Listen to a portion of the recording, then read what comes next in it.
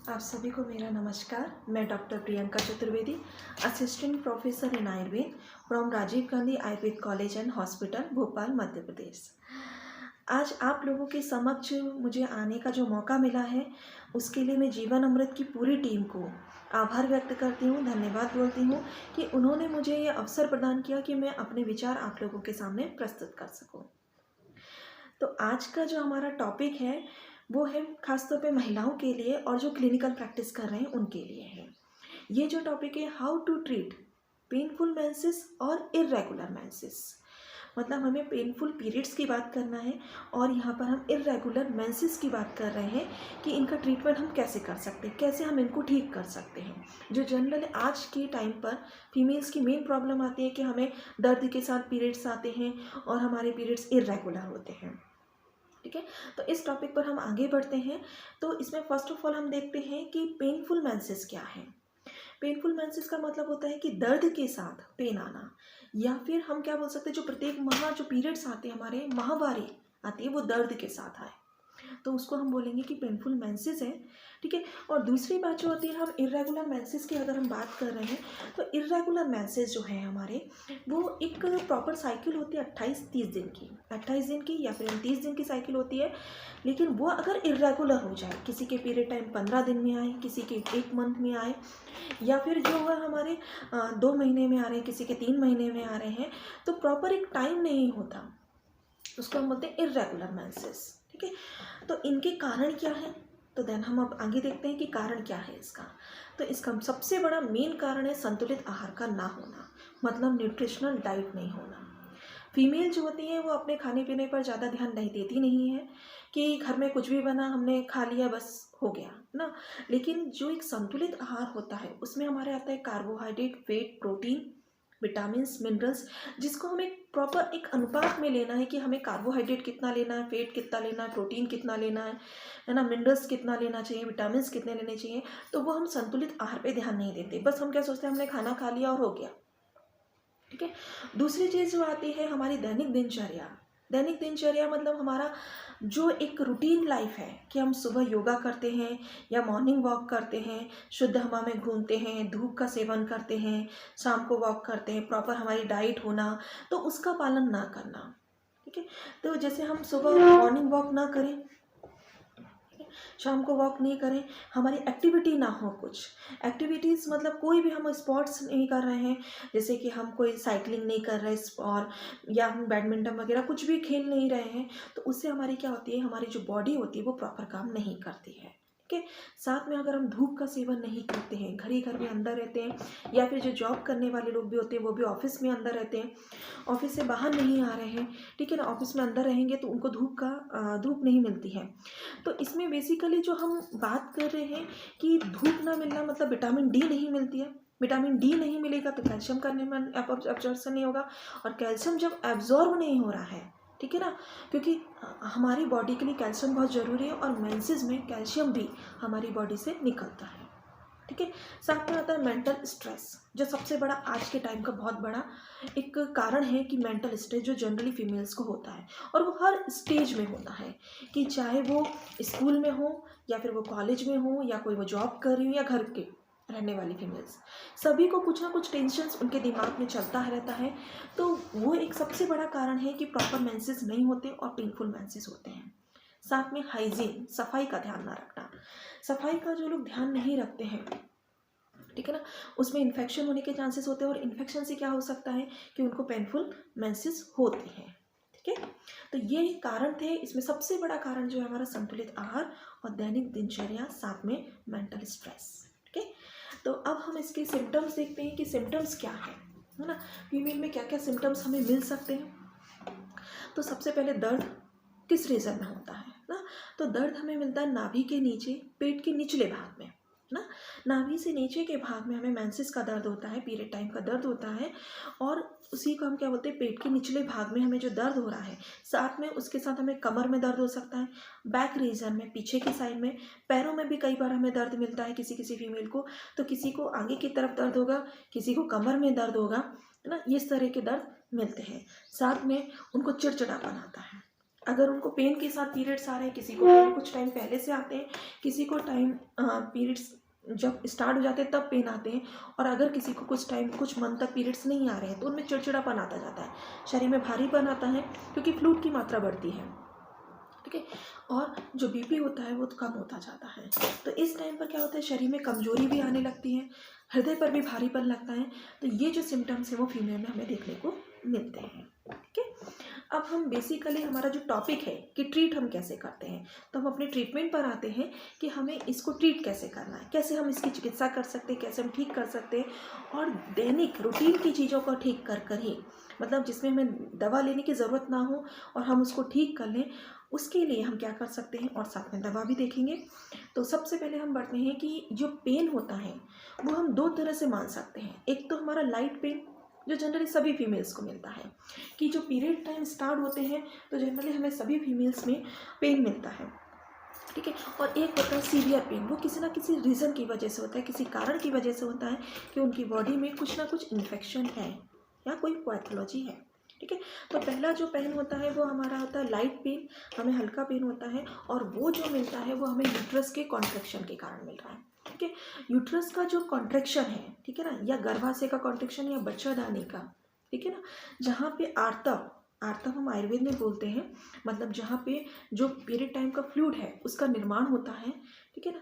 तो वो कैसे निकलता है बॉडी से, तो जब यूट्रस कॉन्ट्रैक्ट होता है, ठीक है ना, कॉन्ट्रैक्ट होता है तो वो एक साथ कॉन्ट्रैक्ट नहीं होता, वो धीरे धीरे कॉन्ट्रैक्ट होता है। तो जो मेंसेस होते हैं वो लगभग 3 से 5 दिन का टाइम रहता है, या फिर किसी किसी फीमेल में ये 6 से 7 दिन का मिलता है, ठीक है।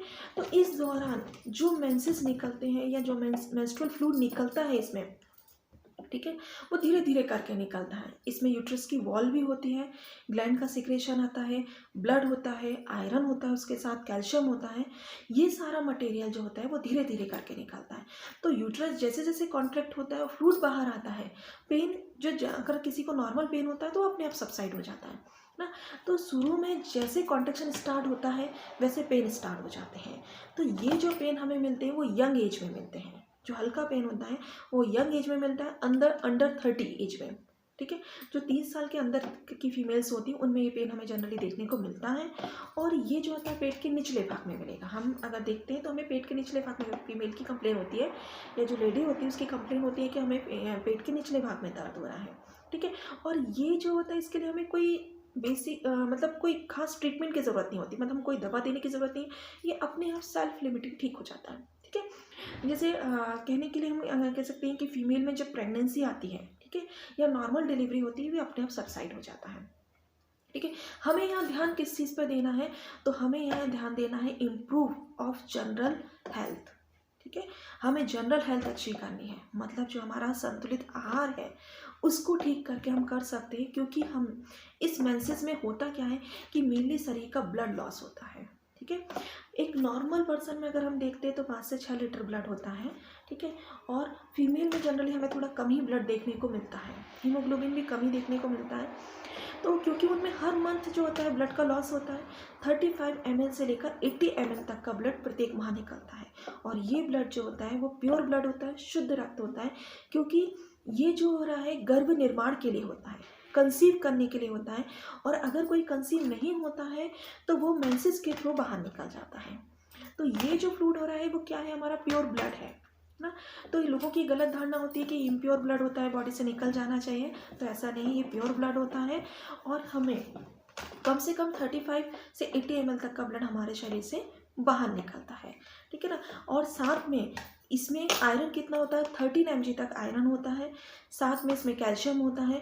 तो ये जो पूरा हमें लॉस होता है इसकी पूर्ति हम किस तरह से कर सकते हैं, तो उसकी पूर्ति करने के लिए हमें क्या करना चाहिए, जनरल हेल्थ हमारी अच्छी होनी चाहिए, संतुलित आहार हमारा अच्छा होना चाहिए, ठीक है।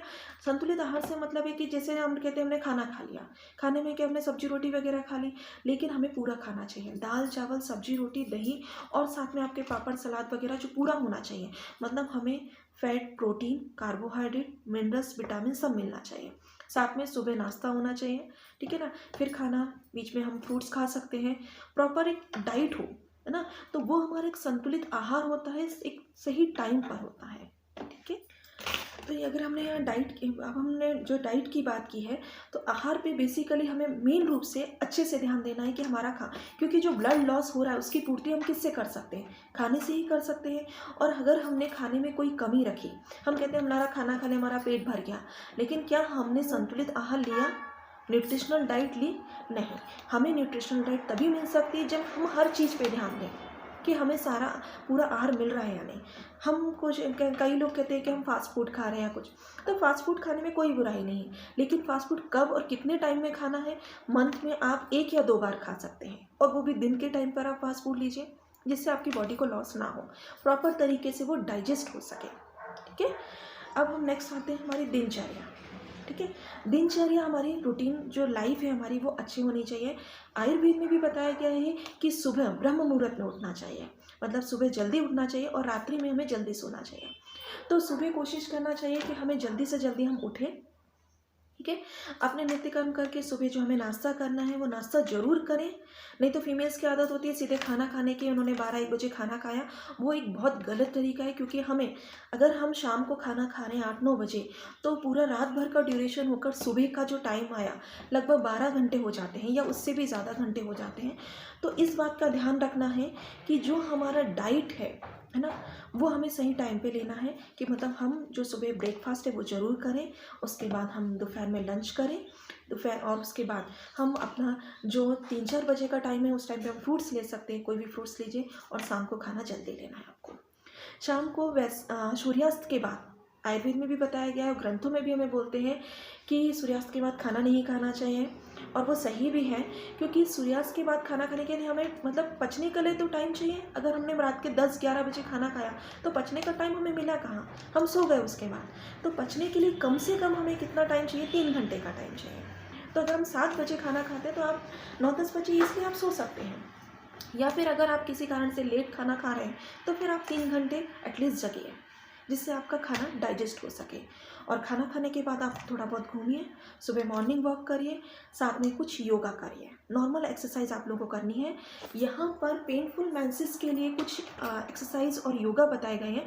इसमें वज्रासन बहुत इजी है, खाना खाने के बाद आप करिए। और बाकी सारे योगा जो होते हैं वो हमें खाली पेट सुबह करने हैं, या फिर जब भी हम खाली पेट रहे तब करिए। कपालभाति, ठीक है, और प्राणायाम। ये जो है हम अनुलोम विलोम कर सकते हैं प्राणायाम में। तो हमें ये योगा जो करना है, छोटी छोटी एक्सरसाइज कर सकते हैं, वॉक कर सकते हैं। तो ये जो आपको है आपकी रूटीन लाइफ में लाना है, जिससे आपकी जो शरीर है वो प्रॉपर एक्टिव हो सके। साथ में कुछ एक्टिविटीज़ भी करनी है, जैसे साइकिलिंग करना है, या जिस भी गेम में आपका इंटरेस्ट हो वो आप कर सकते हैं। बैडमिंटन खेल सकते हैं, वॉलीबॉल खेल सकते हैं, फुटबॉल खेल सकते हैं, जिसमें भी आपका इंटरेस्ट आ रहा हो आप वो काम करिए। ठीक है, तो ये छोटी छोटी चीज़ें हैं वो आप कर सकते हैं। साथ में यहाँ पर क्या होता है कि हमें उष्ण चिकित्सा करनी होती है, क्योंकि पेन किसके कारण आता है? वायु के कारण। आयुर्वेद में जैसे हम वात दोष की बात करें, 3 दोष होते हैं, वात पित्त कफ। तो वात दोष के कारण सूल होता है, दर्द होता है। तो हमें उसको कैसे इम्प्रूव करना है? तो हमें वात का शमन करना है। तो वात का शमन करने के लिए हमें उष्ण चिकित्सा करनी होती है। तो हम जनरली गर्म पानी पी सकते हैं, उष्ण जल से स्नान कर सकते हैं। गर्मियों में उष्ण जल से स्नान करने में दिक्कत आती है, तो सिर्फ कमर से नीचे के भाग में हम उष्ण जल का डाल सकते हैं अपने ऊपर, या फिर हॉट बैग यूज़ कर सकते हैं। गर्म कपड़े से सिकाई कर सकते हैं, गर्म तेल से सिकाई कर सकते हैं, गर्म पदार्थ खा सकते हैं। आप ये जो खाना खा रहे हैं वो उष्ण पदार्थ लीजिए, जिससे पेन जो होगा वो अपने आप ठीक हो जाएगा। तो एक जनरल पेन जो होता है उसके लिए ठीक करने के लिए हमें कोई दवाइयों की ज़्यादा ज़रूरत नहीं होती है। वो हम अपने डेली रूटीन लाइफ से, या उष्ण पदार्थों का उस टाइम पर, जब हमें पीरियड्स टाइम आ रहे हैं उस टाइम पर हमें उष्ण पदार्थों का यूज़ करना है, उससे हम जनरली ये ठीक कर सकते हैं। ठीक है, अब हम नेक्स्ट जो है हमारा सीवियर पेन की तरफ आते हैं। तो सीवियर पेन होने का कारण क्या है? तो उसके लिए कुछ ना कुछ पैथोलॉजी होती है। पैथोलॉजी मतलब कोई ना कोई कारण होगा जिसकी वजह से ऐसा हो रहा है। तो हमारे शरीर में कोई इन्फेक्शन हो गया हो, पीसीओडी हो किसी को, पॉलीसिस्टिक ओवेरियन सिंड्रोम, ठीक है, या डिसीज़, साथ में हमें एंडोमेट्रियोसिस हो गया हो, या फिर पॉलिप हो गया हो, पेल्विक इन्फेक्शन हो, कोई भी डिसीज़ हो सकती है। ठीक है ना, जिसके कारण हमें जो होता है कि पेन होता है, और ये पेन जो होता है वो 3 से 4 दिन हमारे पीरियड्स आने के पहले शुरू हो जाता है ना। अगर आपको 3 से 4 दिन पहले पेन स्टार्ट हो रहा है तो आपको समझना चाहिए कि हमें कुछ ना कुछ पैथोलॉजी हो सकती है और पेन भी सीवियर हो, ठीक है। धीरे धीरे पेन बढ़ता है, जैसे 3 से 4 दिन पहले हल्का हल्का पेन स्टार्ट होगा और जिस दिन पीरियड टाइम आएगा उस दिन पेन तेज हो जाता है, यहाँ तक कि इसमें वॉमिटिंग तक होती है। लेकिन उस वॉमिटिंग में कोई फूड मटेरियल नहीं आता है, कोई भी जो आपने खाना खाया हुआ होगा वो नहीं आएगा, सिर्फ जो उसमें होगा पित्त आता है ना। येलो कलर का एक द्रव पदार्थ बाहर आता है, ठीक है। और ये जो हमें किस एज में मिलता है, तो ये आफ्टर 30 के बाद मिलता है, या जिनके रिलेशंस प्रॉपर नहीं चलते हैं उनको इस तरह की कंप्लेंट मिलती है। तो ये हमें जो मिल रहा है पेन, वो सीवियर पेन होता है, इसको सहन करना पॉसिबल नहीं होता है। तो इसके लिए हम क्या करें ना। तो पहले तो जो अभी भी मैंने बताया है कि आपको जो न्यूट्रिशनल डाइट है वो आपकी है ना, वो प्रॉपर हो। दैनिक दिनचर्या जो सबसे ज़रूरी है वो होनी चाहिए, ठीक है ना। और इस टाइम पर आपको उष्ण पदार्थ यूज़ करना है, मेडिटेशन करना है, योगासन करना है, नॉर्मल एक्सरसाइज करनी है और स्ट्रेस से दूर रहना है, उसके लिए मेडिटेशन करना है, ठीक है। और अगर हम अब चिकित्सा की बात करें तो हमें सबसे पहले करनी है वात की चिकित्सा, ठीक है। वात दोष वायु की चिकित्सा करनी है। आयुर्वेद में योनि व्यापद आते हैं, 20 योनि व्यापद बताए गए हैं। उन 20 योनि व्यापद में एक आता है उदावर्त योनि व्यापद, ठीक है। तो उदावर्त योनि व्यापद जो है उसका कोरिलेशन जो हम करते हैं वो आपके पेनफुल मेंसेस से करते हैं। उदावर्त योनि व्यापद में क्या होता है कि वायु के जो 5 प्रकार बताए गए उसमें से एक प्रकार आता है अपान वायु। और अपान वायु की गति कहाँ होती है, अधोगति, नीचे की तरफ गति होना, है ना। मतलब वात को जो होता है, जो जैसे मल मूत्र उनकी गति भी क्या होती है, अधोगति, वो अपान वायु का काम होता है। वैसे ही फीमेल में आर्तव, ठीक है ना, मेंसेस भी नीचे की तरफ गति होती है, तो वहाँ पे अपान वायु काम करती है। तो यहाँ पर उदावर्त हम योनि व्यापद बोल रहे हैं, उदावर्त का मतलब ऊपरी भाग, ऊपर की तरफ गति होना। तो जब अपान वायु की गति ऊर्ध हो जाएगी तो मेंस्ट्रुअल जो फ्लूइड होगा वो ऊपर की तरफ चला जाएगा, नीचे नहीं आएगा, ठीक है ना। तो ये इसको हम कंजस्टिव टाइप का बोलते हैं कि जो होगी वात की गति अगर हमारे ऊपर की तरफ हो गई तो मेंसेस जो होंगे उस टाइम पर बहुत दर्द होगा। और जैसे जैसे वात का समन होता जाएगा, पीरियड टाइम पास आते जाएंगे, और जिस दिन फर्स्ट डे होगा और जैसे फ्लूइड बाहर आएगा धीरे धीरे जो होगा पेन हमें कम होना स्टार्ट हो जाएगा। क्योंकि क्या होता है कि इस टाइम पर जो हो रहा है कि जो फ्लूइड हो रहा है वो बाहर आ रहा है, मतलब वात का हमें समन हुआ है, लेकिन पेन सीवियर होता है, उसको सहन करना मुश्किल होता है। तो यहाँ जो चिकित्सा हो रही है ना, वो हमें क्या करनी है, वात की चिकित्सा। तो हमें उष्ण चिकित्सा करनी है, ठीक है। और अब हम दवाइयों की बात करेंगे तो हम बला तेल का सेवन कर सकते हैं, काश्मीरी आदि घृत का सेवन कर सकते हैं। और जैसे हमने इस पर बात करी कि सीवियर पेन होता है, कुछ दिन पहले स्टार्ट हो जाता है, तो आता है रजा प्रवर्तनी बटी, ठीक है, काशिश आदि बटी।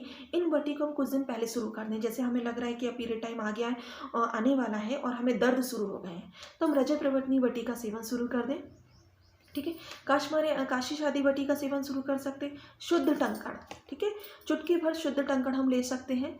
तो ये जो कुछ ड्रग्स हैं जिनको हम कुछ टाइम पहले शुरू कर सकते हैं। और जब मेंसेस आ गए हैं उस टाइम पर अगर हमें पेन सबसाइड करना है तो क्रमी कुठार रस, जाति फलादि चूर्ण, 10 मूलारिष्ट जो वात में मेनली काम करता है, अशोकारिष्ट स्त्रियों के लिए गर्भाशय के लिए भी बल्य काम करता है, मतलब बल भी प्रदान करता है, ठीक है ना, साथ में पेन भी कम करता है। कुमारी आसव, ठीक है, लोहासव, द्राक्षसव, अश्वगंधारिष्ट, ये सारे जो आसव अरिष्ट हैं इनको बराबर पानी की मात्रा के साथ लेना चाहिए खाने के बाद, ठीक है। साथ में ये जो हमारे क्या आते हैं सब वात का समन करने वाले हैं और पीरियड टाइम को प्रॉपर करने वाले होते हैं, ठीक है। जिससे हमारा क्या होता है, वात का समन करना और पित्त को बढ़ाना है, क्योंकि आर्तव जो होता है वो आग्नेय स्वरूप का होता है, उष्ण प्रवृत्ति का होता है। तो हमें क्या होना है, इस टाइम पर जब हमें पीरियड्स आते हैं उस टाइम पर उष्ण पदार्थ ज़्यादा लेना है, जिससे जो मेंसेस है वो प्रॉपर तरीके से हो, वात का समन हो सके। साथ में हम कोई भी दवाई लेते हैं तो उससे पहले हमारा पेट साफ होना चाहिए। अगर हमारा पेट साफ नहीं होगा तो हम जो औषध हम ले रहे हैं वो भी हम पर उतना असर नहीं करती है। तो हमें यहाँ पेट साफ करने के लिए दीपन पाचन औषध की हम प्रयोग कर सकते हैं। दीपन पाचन औषध में हम सिंगल ड्रग्स की बात करें तो हरित की, ठीक है, हरित की लेंगे, तिव्रत ले सकते हैं, पंचशकार चूर्ण ले सकते हैं रात्रि में सोते वक्त। त्रिफला चूर्ण जनरली सभी जगह मिल ही जाता है, सभी के घरों में आजकल लोग त्रिफला यूज़ कर ही लेते हैं, ठीक है। तो त्रिफला चूर्ण ले सकते हैं, अग्नितुंडी बटी ले सकते हैं, चित्रकादि बटी ले सकते हैं। और जनरल हम अपने रूटीन लाइफ में अगर चाहें तो खाना खाने के बाद हम सौंफ को मिश्री के साथ प्रयोग कर सकते हैं, वो दीपन का काम करती है। ठीक है, और पाचन के लिए नाग केसर का ले सकते हैं। तो ये हमें दीपन पाचन औषधि हमें लेना है जिससे हमारा पेट साफ रह सके, क्योंकि उधर अगर हमारा जो पेट है अगर वो हमारा साफ नहीं रहेगा तो हमारी जो भी बीमारी होती है वो हमारे पेट खराब होने की वजह से ही होती है। अगर आपका पेट साफ रहेगा तो आपको जो बीमारी हो रही है वो अपने आप ठीक हो जाएगी, है ना। तो सबसे पहले हमें अपने कोष्ठ शुद्धि, पेट साफ होना बहुत ज़रूरी है। तो उसके लिए हमें ये सब चीज़ें अपनी रूटीन में रखनी है। साथ में आप सुबह रूटीन में डेली लाइफ में सुबह हल्का गुनगुना पानी भी पी सकते हैं डेली, और लेकिन वो पानी आपको बैठ के पीना है, धीरे धीरे पीना, जैसे आप चाय पीते हैं। ठीक है ना, खड़े होकर आपको पानी नहीं पीना है, इस बात का खासतौर पे ध्यान रखें। हल्का गुनगुना पानी आप ले सकते हैं। ठीक है, उसके बाद हम रसपाचक औषधि ले सकते हैं, रक्तपाचक ले सकते हैं, क्योंकि इसका सीधा सीधा रिलेशन जो होता है, आर्तव जो होता है हमारे शरीर में, जो मेंस्ट्रुअल फ्लूइड है वो कैसे बनता है। तो आयुर्वेद में जैसे हम बताएं कि आहार हम जो लेते हैं उससे आहार रस बनता है, आहार रस से जो धातुएं हैं, शरीर के 7 धातुएं हैं, तो वो क्रम से बनती हैं, रस, रक्त, मांस, मेद, अस्थि, मज्जा, शुक्र। ठीक है, तो इसमें जो आहार रस से रस धातु बनी है और रस से रक्त धातु बनी है, तो जो रस और रक्त है उससे आर्तव का निर्माण होता है। ठीक है ना, तो हम जो चिकित्सा करेंगे उसमें सबसे पहले हमें चिकित्सा जो किसकी करनी चाहिए, तो हमारे यहाँ पर हमने वात की चिकित्सा करी, फिर हमने दीपन पाचन औषध की बात करी, और आर्तव अगर हमें ठीक करना है, मेंसेस अगर ठीक करना है, तो हमें रस पाचक औषधि और रक्त पाचक औषधि देनी है।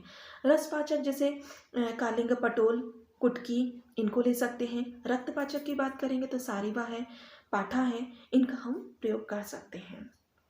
ठीक है, और साथ में हम कुछ काढ़ा, वात शामक काढ़ा जैसे गिलोय, इनका प्रयोग कर सकते हैं। त्रिफला का काढ़ा, दंती का काढ़ा, कोई भी वातहग्न काढ़ा है उसको हम अपने इसमें में यूज़ कर सकते हैं। ठीक है, साथ में क्योंकि हर मंथ फीमेल का ब्लड लॉस होता है, ठीक है ना, और जो ब्लड लॉस हो रहा है उसमें हमारे शरीर को बल चाहिए, है ना, पावर मतलब इम्यूनिटी होनी चाहिए। तो रात में सोते वक्त आपको दूध पीना है, और दूध में हम शतावरी कल्प पाउडर यूज़ कर सकते हैं। शतावरी कल्प एक नॉर्मल पाउडर है फीमेल्स के लिए, और किसी भी एज के लिए उसको आप प्रयोग कर सकते हैं, सभी इसको प्रयोग कर सकते हैं, और बहुत ही न्यूट्रिशनल होता है ये। जैसे सब लोग बॉर्मिटा यूज़ करते हैं, बॉर्मिटा जैसा ही होता है शतावरी कल्प। 1 चम्मच लेना है, इसमें ग्रेन्यूल्स आते हैं जिसको आपको दूध के साथ रात में सोते वक्त आप इसको ले सकते हैं। ठीक है, साथ में हम यहाँ अभ्यंग की बात करेंगे। जैसे हमने बोला कि हमें उष्ण चिकित्सा करनी चाहिए, हम बोलते हैं गर्म पानी से सिकाई करिए, वैसे ही आप कुछ वात शामक तेल भी प्रयोग कर सकते हैं। वात शामक तेल जैसे महानारायण तेल, नारायण तेल, बला तेल, इनको आप हम सिकाई के लिए प्रयोग कर सकते हैं। ठीक है, इसके बाद हम आगे बढ़ते हैं हाइजीन, जो बहुत ज़रूरी है। हाइजीन के लिए सबसे पहले मैं बात करूँगी सैनिटरी पैड की, कि सैनिटरी पैड यूज़ करना चाहिए, कपड़े वगैरह यूज़ नहीं करना चाहिए फीमेल्स को। ठीक है ना, और अगर किसी को ब्लीडिंग ज़्यादा होती है तो टाइम टू टाइम उसको चेंज करते रहें। ठीक है, साथ में फिटकरी सभी के घर में मिल जाती है, तो उसके पानी से आप सफाई कर सकते हैं। ठीक है, त्रिफला के क्वाथ से आप सफाई कर सकते हैं, नीम के पानी से, और पंचवल्कल क्वाथ से आप सफाई कर सकते हैं। साथ में सैवलॉन, डिटॉल सभी के घर में मिल जाती है, इससे भी हम सफाई रख सकते हैं, क्योंकि जो इन्फेक्शन हो रहा है, ठीक है ना, वो हमारी सफाई न रखने की वजह से हो रहा है। ठीक है ना, तो इस बात का खास तौर पे ध्यान देना है। ठीक है, उसके बाद आता है लास्ट हमारा सावधानी, क्या सावधानी रखना है। तो इस टाइम पर मेन चीज़ है कि कोई भी योग नहीं करना है, कोई भी योगासन नहीं करना है, और कोई एक्सरसाइज नहीं करनी है। साथ में ज़्यादा बाहर वाली चीज़ें नहीं उठानी है, एग्जर्शन नहीं होना चाहिए, काम उतना ही करें जितना ज़रूरी हो, ज़्यादा एग्जर्शन नहीं होना चाहिए, क्योंकि ब्लड लॉस हो ही रहा है। ऊपर से हम ज़रूरत से ज़्यादा अगर काम करेंगे तो हमारे शरीर में और ज़्यादा कमजोरी आएगी। ठीक है, और इस टाइम पर जो मैरिड वुमेन्स हैं उनको इंटरकोर्स नहीं करना है। ठीक है, तो ये कुछ सावधानियां ध्यान रखना है आप लोगों को। आज का टॉपिक मेरा यहीं समाप्त होता है। तो इस टॉपिक में जो भी इन्फॉर्मेशन मैंने आपको दी है वो आप ज़्यादा से ज़्यादा लोगों में शेयर करें, क्योंकि ये जो टॉपिक है वो बहुत ज़रूरी है सभी के लिए जानना। क्योंकि इस टॉपिक में क्या है, हम ज़्यादा हमें कुछ नहीं करना। इस टॉपिक में जो मैंने बताया है कि आपको अपनी दैनिक दिनचर्या सही करनी है, न्यूट्रिशनल डाइट लेनी है, थोड़ी बहुत एक्सरसाइज करनी है, और मेंटल स्ट्रेस नहीं लेना। यही 3-4 चीज़ें अगर आप ध्यान रखते हैं तो आपको ना तो पेनफुल मेंसेस होंगे और ना ही इर्रेगुलर आपको पीरियड्स टाइम आपके आएंगे, और भी कोई भी पीरियड टाइम से रिलेटेड कोई भी जो प्रॉब्लम्स होंगी वो सब दूर हो जाएंगी। आप खुद करके देखिए और ज़्यादा से ज़्यादा ये जो इन्फॉर्मेशन है उसको कन्वे कीजिए, शेयर कीजिए उन लोगों के साथ। और आज के सेशन के लिए मैं आप सभी को मेरी बात पूरी सुनने के लिए धन्यवाद करती हूँ। बहुत बहुत धन्यवाद आप लोगों का, शुक्रिया।